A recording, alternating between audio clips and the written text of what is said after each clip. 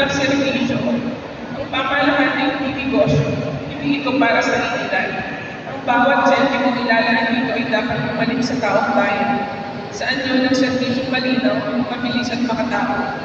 Pangalawa, diretso at epektibong pamumuno. Kung may problema, hindi ko ito itatago sa inyo.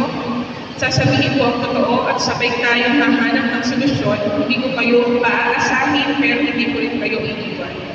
Pangatlo, makataong pag-unlad, kailangan natin tumalik sa batayan, pagkain, kabuhayan, edukasyon at malusugan. Pagpapayaman ng ating lokal na ekonomiya, tulong sa mga magsasaka, programa para sa kabataan, proteksyon sa mga senior citizen, PWD at solo parents, trabaho para sa mga nanay at tatay, at higit sa lahat, suporta para sa mga kababaihan. Hindi po ito luho, karapatan dito ng ating bawat mamamayan. Sa mga nang-api at pumutya sa akin at sa mga miyembro ng aming pamilya, pinapatawad ko na kayo, hindi dahil nalimot ko ang sakit, kundi dahil pinili ko luwag ang pinapakakala. Ngunit sa mga nakapili sa sambayanan, sa mga lumakastangan sa tiwala ng taong bayan, sa mga nagnakaw ng kinabukasan, at sa mga nagpaasa habang iba ay naghihirap. Hindi ko kayang ipigit ang aming mamamataan. Sa hayaang pabaon ng limot ang inyong mga kasalanan. Wala akong karapatang patawarin ang mga kasalanan ginawa ninyo sa ating mga kababayan. At sa nagsasabing panahon na raw ng pagkakasundo, kung ang ibig niyong sabihin ay kalimutan na lang ang mga mali, burahin ang mga sugat at nakaraan, at magpatuloy na parang walang nangyari. Ito ang tugon namin.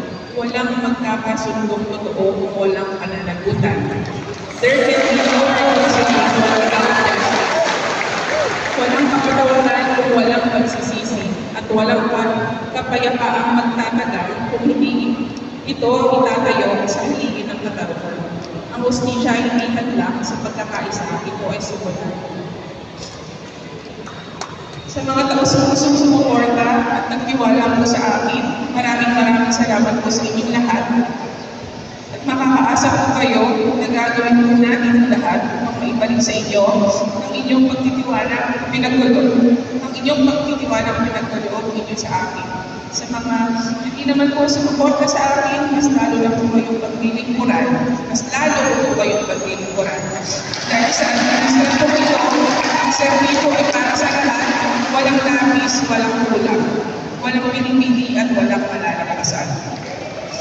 Sa mga makakasama ko sa paglilingkod ng ating bayan, sa sangguniang bayan, higit sa lahat, sa ating mga bago at mananatiling kawani ng pamamalaan. Ipinakita po natin na posible ang tamang pamumuno at pamamalakad. Ipakita natin na hindi na kailangan ng palakasan o na dapat mas malapit sila sa nakaupo para makamit ang mga benepisyong nararapat sa kanila.